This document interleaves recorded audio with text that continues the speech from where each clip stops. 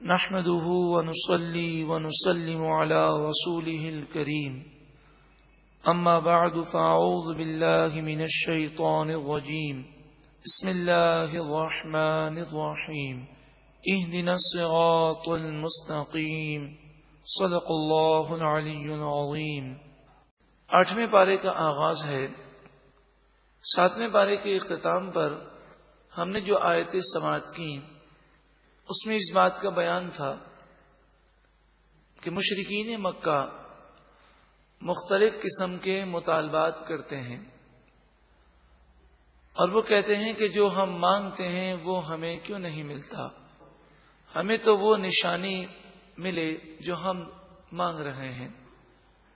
8ویں پارے کے آغاز میں ان مشرکین مکہ کی ضد اور ہٹ دھرمی کا بیان ہے۔ ارشاد فرمایا وَلَوْ أَنَّنَا نَزَّلْنَا إِلَيْهِمُ الْمَلَائِكَةَ، اور اگر بے شک ہم ان کی طرف فرشتوں کو نازل کرتے، وَكَلَّمَهُمُ الْمَوْتَى، اور قبروں سے نکل کر ان سے مردے کلام کرتے، وَحَشَرْنَا عَلَيْهِمْ كُلَّ شَيْءٍ قُبُلًا مَا كَانُوا لِيُؤْمِنُوا، اور ہر چیز کو جمع کر کے ان کے سامنے لے آتے، اور دنیا کی ہر چیز اس بات کی گواہی دیتی کہ اللہ کے یہ سچے نبی ہیں۔ مَا كَانُوا لِيُؤْمِنُوا، پھر بھی وہ ہرگز ایمان نہ لاتے۔ تو ان کے مطالبات صرف ضد کی وجہ سے ہیں۔ نبی اکرم صلی اللہ علیہ وآلہ وسلم نے جو معجزات دکھائے ہیں اور جو قرآن مجید فرقان حمید پیش کیا ہے، اس کے بعد کسی شک و شبے کی گنجائش باقی نہیں رہتی۔ قرآن پاک کو دیکھ کر، معجزات کو دیکھ کر ہر شخص کا ضمیر اس بات پر مطمئن ہوگا کہ یہ سچے نبی ہیں۔ اب جو یہ مطالبات کرتے ہیں صرف ضد کے لیے اور لوگوں کو یہ بتانے کے لیے کہ ہم تو مطالبات کرتے ہیں، نشانیاں مانگتے ہیں، وہ نشانیاں ہمیں ملتی نہیں ہیں۔ مفسرین بیان کرتے ہیں کہ قریش مکہ نبی اکرم صلی اللہ علیہ وآلہ وسلم کی خدمت میں آئے اور کہنے لگے اگر مرنے کے بعد بت پرستی کا کوئی عذاب ملتا ہے تو آپ ایسا کریں کہ جو قبروں میں مردے ہیں قبریں کھل جائیں، مردے قبروں سے نکلیں اور ہمیں آ کر بتائیں کہ بت پرستی کے یہ نقصانات ہم نے قبر میں دیکھے ہیں۔ فرشتے اتریں اور وہ آپ کی نبوت کی گواہی دیں۔ ارشاد فرمایا گیا یہ صرف ان کی باتیں ہیں، یہ ایمان نہیں لائیں گے۔ الا ان یشاء اللہ، مگر یہ کہ اللہ چاہے اور ایمان کی توفیق دے تو وہ اللہ کی مشیت ہے، ورنہ ان کے حال یہ ہیں کہ نشانیاں دیکھ کر بھی ایمان لانے والے محسوس نہیں ہوتے۔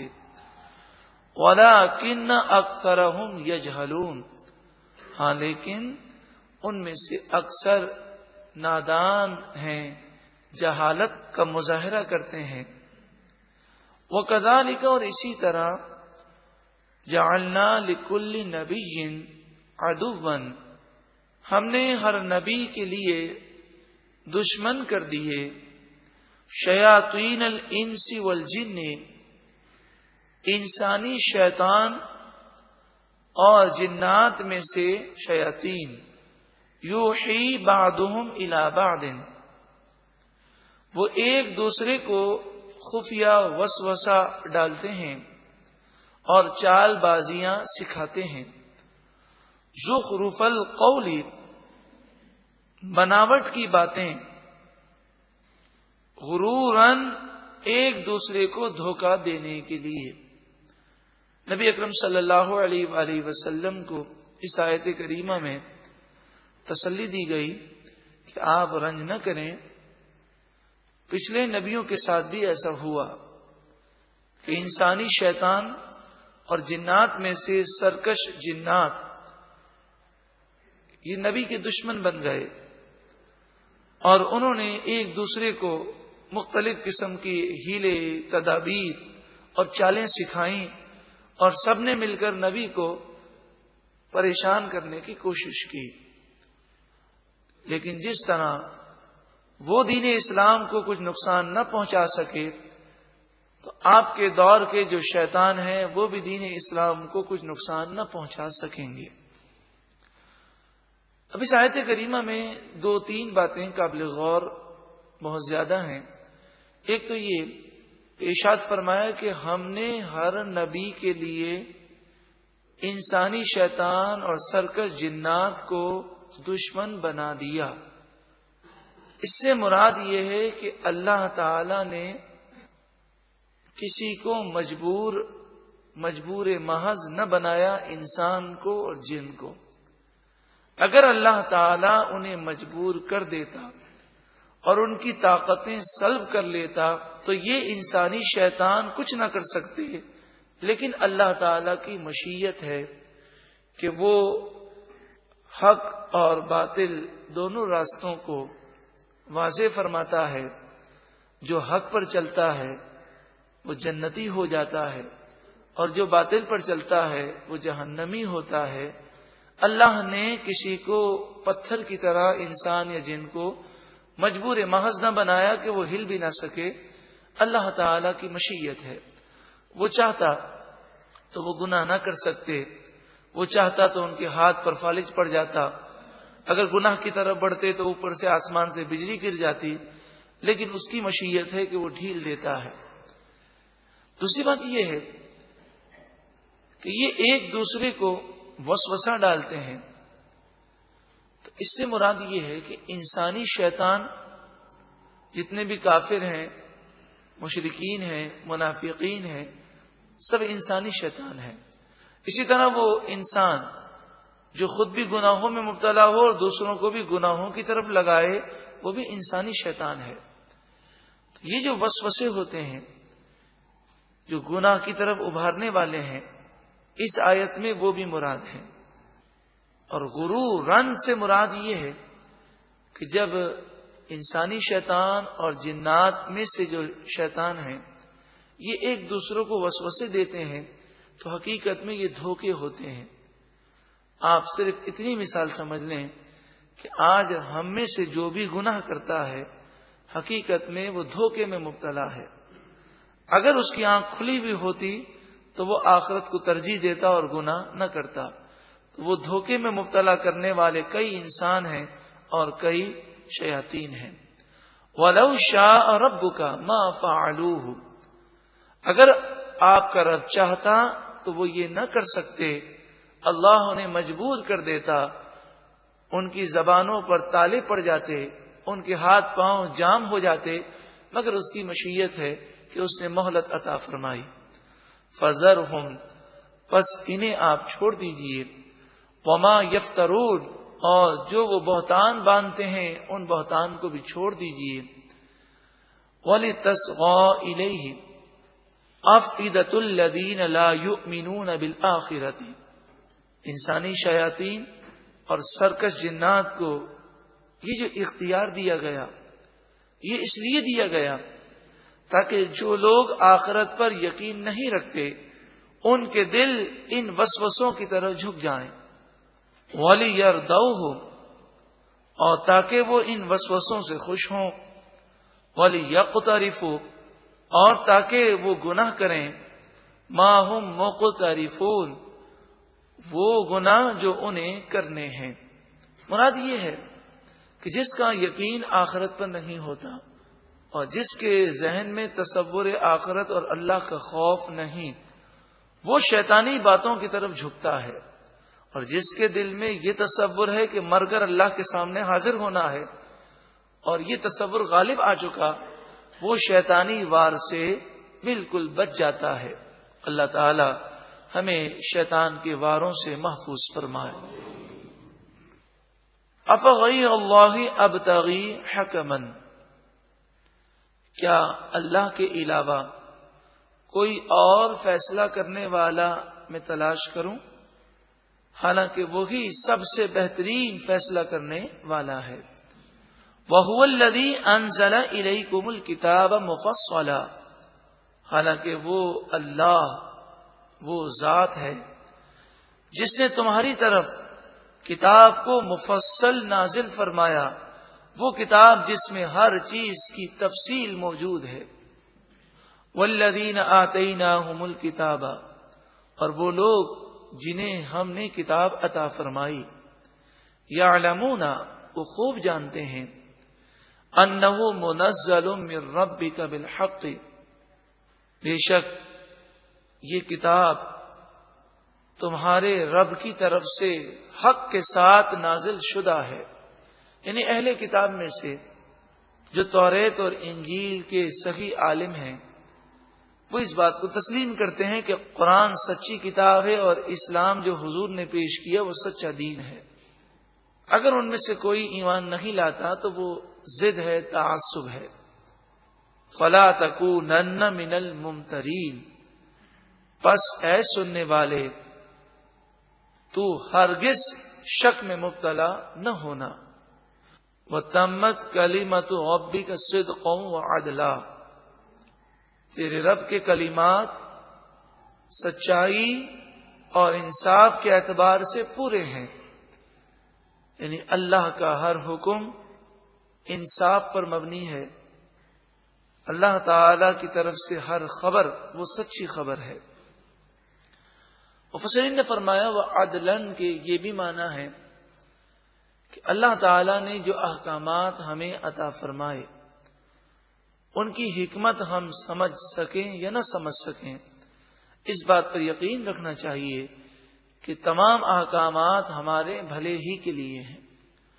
لا مبدل لکلماتہ، اس کے کلمات کو کوئی بدل نہیں سکتا، یعنی قرآن پاک تا قیامت قائم و دائم رہنے والی کتاب ہے، کوئی اس میں لفظی تحریف نہیں کر سکے گا۔ وَهُوَ السَّمِيعُ الْعَلِيمُ، اور وہی سننے والا علم والا ہے۔ عام طور پر لوگ اکثریت کی بات کرتے ہیں، اور اکثریت کا جہاں تک تعلق ہے تو کافروں کی اکثریت ہمارے نزدیک کوئی حیثیت نہیں رکھتی۔ آج بھی 80% یا 85% کافر ہیں پوری دنیا میں، اور پھر 15% یا 20% جو مسلمان ہیں، ان میں سے کئی ایسے بھی ہیں جو اپنے آپ کو مسلمان کہتے ہیں لیکن قادیانی ہیں، حدیث کے انکار کرنے والے ہیں، اولیاء کے بے ادب ہیں، یہ حضور کی بے ادبی کرنے والے ہیں، یہ قرآن کے بعض احکامات کا مذاق اڑانے والے ہیں، یہ اپنے آپ کو ماڈرن کہہ کر اسلامی احکامات سے روگردانی کرنے والے ہیں۔ صرف یوں سمجھ لیجیے کہ جو مسلمان اپنے آپ کو کہتے ہیں ان میں سے بھی اکثریت بے نمازیوں کی ہے۔ تو جہاں تک تعلق ہے شریعت کا، تو شریعت کے مسائل اور شریعت پر عمل کرنا یہ انتہائی ضروری ہے۔ اگر ہم یہ دیکھیں کہ سارے لوگ بے نمازی ہیں، چلو ہم بھی بے نمازی بن جاتے ہیں، تو وہ جہنم میں جائیں گے تو کیا ہمیں بھی جہنم میں جانا ہے؟ سارے ہی لوگ اگر فلمیں ڈرامے دیکھ رہے ہیں اور دیگر گناہ کر رہے ہیں تو ہم اکثریت کو نہ دیکھیں، ہم یہ دیکھیں کہ اللہ اور اس کے رسول کا کیا حکم ہے۔ وَإِن تُطِعْ أَكْثَرَ مَنْ فِي الْأَرْضِ يُضِلُّوكَ عَنْ سَبِيلِ اللَّهِ، اور اگر تم زمین پر موجود اکثر لوگوں کی پیروی کرو اور ان کی باتوں پر عمل کرو، یضلوک، تو وہ اکثر لوگ تمہیں گمراہ کر دیں گے، عن سبیل اللہ، اللہ کے راستے سے۔ میں نے ابھی عرض کیا کہ 85% اس وقت دنیا میں کافر ہیں، تو اگر ان کی باتوں پر ہم چلے اور ان کے وسوسوں اور ان کے اعتراضات کی وجہ سے ہم نے اپنے معمولات کو چینج کرنا شروع کر دیا کہ وہ ہمیں دہشت گرد نہ کہیں، وہ ہمیں ماڈرن کہیں، وہ ہمیں تہذیب یافتہ کہیں، وہ ہمیں ہائپر نہ کہیں، اس طرح کی سوچ اگر ہم نے بنا لی تو ہم اپنے دین اسلام سے ہٹ جائیں گے۔ ان کی سمجھ میں آئے یا نہ آئے، ہمیں اسی پر عمل کرنا ہے جو اللہ اور اس کے رسول کا حکم ہے۔ ان یتبعون الا الظن، یہ اکثر لوگ جو کافر ہیں یہ صرف گمان کی پیروی کرتے ہیں، یہ اپنی عقل کے پیچھے چلتے ہیں، اور انسانی عقل ناقص ہے، تو عقل کی رسائی اللہ کے حکم تک بسا اوقات نہیں ہو سکتی۔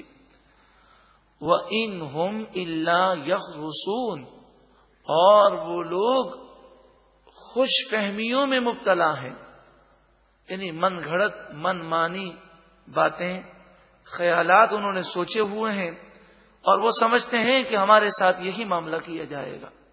مثلا مشرکین مکہ تھے، ان کا تصور تھا کھاؤ پیو عیش کرو اور مر کر مٹی میں مل جانا ہے، یہ دنیا ہی عیش کرنے کی دنیا ہے۔ تو اس طرح انہوں نے من گھڑت خیالات بنائے ہوئے، حقیقت میں ایسے لوگوں کا نہ کوئی دین ہے نہ کوئی مذہب ہے۔ دین تو صرف اور صرف اسلام ہے، کہ جو سچا دین ہے اور اللہ کی طرف سے عطا کردہ دین ہے۔ باقی جتنے ادیان ہیں سب من گھڑت اور اپنے بنائے ہوئے ہیں۔ ان ربک هو اعلم من یضل عن سبیلہ، بے شک آپ کا رب خوب جانتا ہے کون اس کے راستے سے گمراہ ہوگا۔ جو گمراہ ہے اور جو گمراہ ہونے والا ہے اسے رب العالمین جانتا ہے۔ وَهُوَ أَعْلَمُ بِالْمُهْتَدِينَ، اور اللہ تعالی ہدایت یافتہ لوگوں کو بھی خوب جاننے والا ہے۔ اللہ تعالی ہمیں بھی ہدایت یافتہ لوگوں میں شامل فرمائے۔ اب جو آیت کریمہ ہے یہ ایک بہت بڑے مسئلے کو حل کر دیتی ہے۔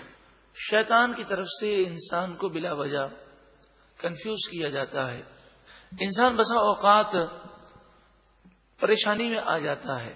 اب میں آپ کو مثال دوں، ایک شخص اپنے گھر بکرا لے کر آیا اور اس نے اللہ کا نام لے کر اسے ذبح کیا، ذبح کرنے کے بعد اس کا گوشت بنا کر اس نے قرآن پاک کی تلاوت کی، درود پاک پڑھے، پھر اللہ سے دعا مانگی اور کہا اے مالک و مولا اس کا ثواب تو فلاں فلاں نیک بندوں کو پہنچا دے، جسے ہم عرف عام میں ایصال ثواب کہتے ہیں۔ اب آپ دیکھیں، بکرے کو ذبح کرنے سے لے کر کھانا کھلانے تک ہر وقت اللہ کا نام لیا گیا، اللہ ہی سے دعا مانگی گئی۔ اب اگر کوئی شخص اس کھانے کو حرام کہے اور کہے اسے نہیں کھانا چاہیے تو کتنا افسوس ہوگا، اور اس کی نادانی پر حیرت بھی ہوگی کہ بھئی جب اللہ کا نام لیا گیا اور شروع سے لے کر آخر تک اللہ سے دعائیں مانگی گئی ہیں، اور یہ تو ایصال ثواب کے لیے ہے، جسے ہم عرف عام میں نیاز کہہ دیتے ہیں، لنگر کہہ دیتے ہیں، برسی کہہ دیتے ہیں، تیجا کہتے ہیں، چالیسواں کہتے ہیں۔ جب ایصال ثواب کے لیے کوئی کھانا پکایا گیا تو اسے خنزیر کی طرح نعوذ باللہ من ذالک ناپاک سمجھنا، یہ کتنی بڑی نادانی ہوگی اور دین سے کتنی بڑی دوری ہوگی۔ تو اس پر ایک ذہن میں وسوسہ یہ شیطانی ہوتا ہے کہ بھئی اس میں یہ کہا گیا کہ یہ ہمارے دادا کا بکرا ہے، یا کہتے ہیں یہ ہمارے دادا کے نام کا کھانا ہے، یا بعض کہتے ہیں یہ ہمارے غوث پاک کے نام کا کھانا ہے۔ تو جب غوث پاک کے نام کا کھانا ہے یا دادا کے نام کا کھانا ہے تو ہمارے لیے جائز نہیں ہوا۔ تو آپ دیکھیں، غوث پاک کے نام کا کھانا یا دادا کے نام کا کھانا یا ہمارے نانا کے نام کا کھانا، اس سے مراد یہی ہوتی ہے ایصال ثواب، کہ بھئی یہ کھانا نانا کے نام کا کھانا ہے، یعنی نانا کو ایصال ثواب کے لیے۔ قرآن مجید فرقان حمید نے ارشاد فرمایا فَكُلُوا، بس تم کھاؤ، مما اس کھانے سے ذکر اسم اللہ علیہ جس پر اللہ کا نام لیا گیا۔ تو اب دیکھیں، ذبح کیا گیا، اللہ کا نام لیا گیا، فاتحہ کی گئی تو دعا کس سے مانگی گئی؟ اللہ سے، پھر بسم اللہ الرحمن الرحیم پڑھ کر اس کھانے کو کھایا گیا تو چاروں طرف اللہ ہی کا نام ہے۔ پھر اس کے بعد اگر کوئی نہ کھائے تو بتائیے وہ اس قرآنی حکم پر عمل کرتا ہے؟ قرآن تو فرماتا ہے فَكُلُوا، یہ امر کا صیغہ ہے، امر کے معنی آرڈر ہے، یہ حکم ہے۔ فَكُلُوا، پس تم کھاؤ، مما اس کھانے سے ذکر اسم اللہ علیہ جس پر اللہ کا نام ذکر کیا گیا، اور یہ کھانا تمہارے لیے ضروری اس لیے بھی ہے ان کنتم بآیاتہ مؤمنین، اگر تم اللہ کی آیتوں پر ایمان رکھنے والے ہو۔ اگر اس کے باوجود بھی کوئی نہ کھائے تو قرآن پاک اس سے کیا ارشاد فرماتا ہے؟ وَمَا لَكُمْ أَلَّا تَأْكُلُوا مِمَّا ذُكِرَ اسْمُ اللَّهِ عَلَيْهِ، تمہیں کیا ہو گیا کہ تم اس کھانے کو نہیں کھاتے جس پر اللہ کا نام ذکر کیا گیا۔ وَقَدْ فَصَّلَ لَكُمْ مَا حَرَّمَ عَلَيْكُمْ، حالانکہ اللہ نے تمہارے لیے حرام چیزوں کو بیان کر دیا، اور جس چیز کو اللہ نے حرام نہیں قرار دیا وہ حلال ہے، اس کے کھانے میں کوئی حرج نہیں۔ إِلَّا مَا اضْطُرِرْتُمْ إِلَيْهِ، ہاں حرام کھانے جیسے خنزیر کا گوشت ہے اور دیگر جو چیزیں حرام ہیں، وہ بعض صورتوں میں مجبوری کے اندر کھانے کی اجازت دی جاتی ہے۔ تو فرمائے إِلَّا مَا اضْطُرِرْتُمْ إِلَيْهِ، مگر جب تم اس کی طرف مجبور ہو جاؤ اور جان جانے کا خطرہ ہو تو اس میں سے جان بچانے کے لیے کھا سکتے ہو، جیسے خنزیر ہے، شراب ہے۔ اگر کوئی پیاس سے مر رہا ہے اور شراب کے علاوہ کوئی چیز نہیں تو جان بچانے کے لیے چند گھونٹ پی سکتا ہے۔ وَإِنَّ كَثِيرًا، اور بے شک بہت سے لوگ لَيُضِلُّونَ بِأَهْوَائِهِمْ بِغَيْرِ عِلْمٍ، نادانی میں اپنی خواہشات کے ذریعے لوگوں کو گمراہ کرتے ہیں۔ تو اللہ کی حلال کردہ چیز کو اپنی نادانی سے حرام کہتے ہیں، اور یہ مسئلہ یاد رکھیں، جو چیز حلال ہے اس کو حرام سمجھنا یہ بھی جرم ہے۔ ان ربک هو اعلم بالمعتدین، بے شک آپ کا رب حد سے بڑھنے والوں کو خوب جانتا ہے۔ تو حلال چیز کو، جائز چیز کو حرام کہنا یہ حد سے بڑھ جانا ہے۔ وَذَرُوا ظَاهِرَ الْإِثْمِ وَبَاطِنَهُ، ظاہری گناہ کو بھی چھوڑ دو اور باطنی گناہ کو بھی چھوڑ دو۔ کتنی پیاری آیت کریمہ ہے کہ اس آیت کے اس جز میں گویا کہ ساری شریعت کو جمع کر دیا گیا۔ ظاہری گناہ جو لوگوں کو نظر آتے ہیں، باطنی گناہ جو دل کے امراض ہیں، جیسے حسد، کینہ، بغض، عداوت، بدگمانی، یہ باطنی گناہ ہیں۔ اسی طرح ریاکاری، دکھلاوا، تکبر، غرور، عجب، یہ باطنی گناہ ہیں۔ تو دل بھی صاف ہو اور ظاہر بھی صاف ہو، شریعت کے احکامات پر عمل کیا جائے، یہی قرآن پاک کا پیغام ہے۔ اللہ تعالی ہمیں عمل کی توفیق عطا فرمائے۔ اسی طرح ایسی چیزوں سے بچنا چاہیے کہ جس کو دیکھ کر، جس کو سن کر دل و دماغ پر برے اثرات پڑیں۔ تو ایسی بے حیائی والے مناظر اگر دیکھے جائیں گے تو پھر آنکھیں بھی گندی ہوں گی، ذہن بھی گندا ہوگا، دل بھی گندا ہوگا۔ تو یہ باطنی جو گندگی ہے اس پر اس کی پکڑ ہوگی، کیونکہ اس نے اپنے ذہن کو گندا کرنے کے لیے خود اسباب مہیا کیے۔ ان الذین یکسبون الاثم، بے شک وہ لوگ کہ جو گناہ کماتے ہیں، سیجزون بما کانوا یقترفون، ان قریب جو وہ گناہ کیا کرتے تھے ان کا بدلہ انہیں دیا جائے گا۔ ولا تأکلوا، اور نہ کھاؤ، مما لم یذکر اسم اللہ علیہ، جس جانور پر ذبح کے وقت اللہ کا نام نہ لیا گیا اسے نہ کھاؤ۔ وَإِنَّهُ لَفِسْقٌ، اور بے شک وہ ضرور نافرمانی ہے، ایسے جانور کو کھانا اللہ تعالی کی نافرمانی ہے۔ اس آیت کریمہ کا شان نزول اس طرح ہے کہ کفار مکہ نے کہا کہ ہم اللہ کو زیادہ ماننے والے ہیں، تم اللہ کو نہیں مانتے۔ مسلمانوں نے کہا کیوں؟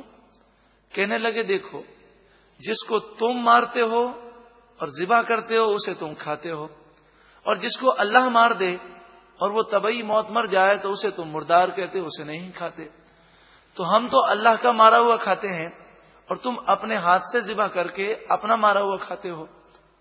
اس کے جواب میں یہ آیت کریمہ نازل ہوئی کہ بات یہ نہیں ہے بات یہ ہے کہ جس کو ہم نے ذبح کیا اسے بھی موت اللہ نے دی ہے، اور جو طبعی موت مر گیا اسے بھی موت اللہ ہی نے دی ہے۔ بات صرف یہ ہے کہ اس جانور پر اللہ کا نام نہیں لیا گیا تو اس لیے ہم اسے نہیں کھاتے، اور اس کو جب اس کی جان نکل رہی تھی اور ہم نے ذبح کیا تو اس وقت اللہ کا نام لیا گیا، تو اللہ کے نام لینے کی وجہ سے ہم اسے کھاتے ہیں۔ اس آیت کریمہ کے تحت مفسرین نے بیان کیا کہ اللہ کا نام جانور پر کوئی نہ لے تو اس کی دو صورتیں ہیں۔ ایک صورت ہے کہ وہ جان بوجھ کے نہ لے، اور ایک صورت ہے وہ بھول جائے۔ حدیث پاک کے تحت بھول کو معاف قرار دیا گیا۔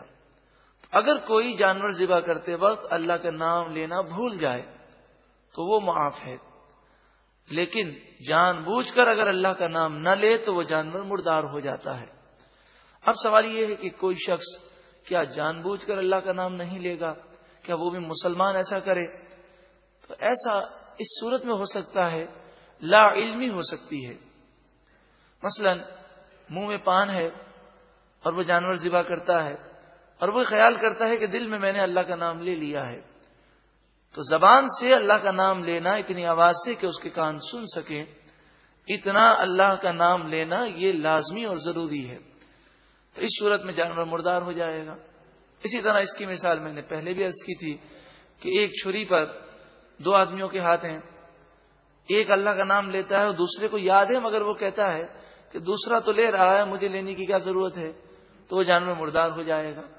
اسی طرح ایسا ہوتا ہے کہ ہمارے یہاں قربانیوں میں یہ مسئلہ بھی پہلے عرض کیا تھا، لیکن آیت کی مناسبت سے پھر اس کو ریپیٹ کرتے ہیں کہ ہمارے یہاں قربانیوں میں جس کی قربانی ہوتی ہے وہ حصول برکت کے لیے چھری لے کر تھوڑا سا وہ چھری کو چلاتا ہے، اور ابھی اس کی جانور کی رگیں جو ہے کٹی نہیں ہوتی، اور کسائی اسے کاٹ دیتا ہے اس کے ہاتھ سے لے کر۔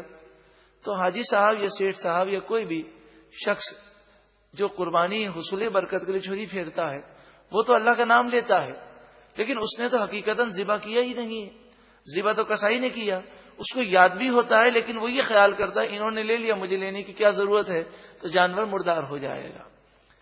اس لیے احتیاط کا تقاضا یہی ہے کہ جب ہم جانور ذبح کرنے لگیں تو جتنے کسائی ہوں سب سے کہیں کہ ہم اللہ کا نام لیں گے، آپ سب اللہ کا نام لیں، کیونکہ بسا اوقات جانور اچھلتا ہے اور جس کسائی کو کاٹنا ہوتا ہے وہ نہیں کاٹ سکتا، دوسرا گردن کاٹ دیتا ہے، اور وہ اللہ کا نام لینا جان بوجھ کر ترک کر دے تو جانور مردار ہو جائے گا۔ وَإِنَّ الشَّيَاطِينَ لَيُوحُونَ إِلَىٰ أَوْلِيَائِهِمْ لِيُجَادِلُوكُمْ، اور بے شک شیاطین اپنے دوستوں کو چالیں سکھاتے ہیں، اپنے دوستوں کو چال کرنا سکھاتے ہیں شیاطین، تاکہ یہ شیطانوں کے دوست تم سے جھگڑا کریں۔ یہ آیت کریمہ کا تعلق پیچھے سے اس طرح ہے کہ مشرکین نے یہ اعتراض کیا تھا نا کہ اللہ تعالیٰ جس کو مار دے اسے تم کھاتے نہیں ہو، اور جس کو تم مارو اسے کھاتے ہو، تو فرمایا یہ اعتراض جو ہے انہیں شیطان نے سکھایا تم سے بحث اور حجت کرنے کے لیے۔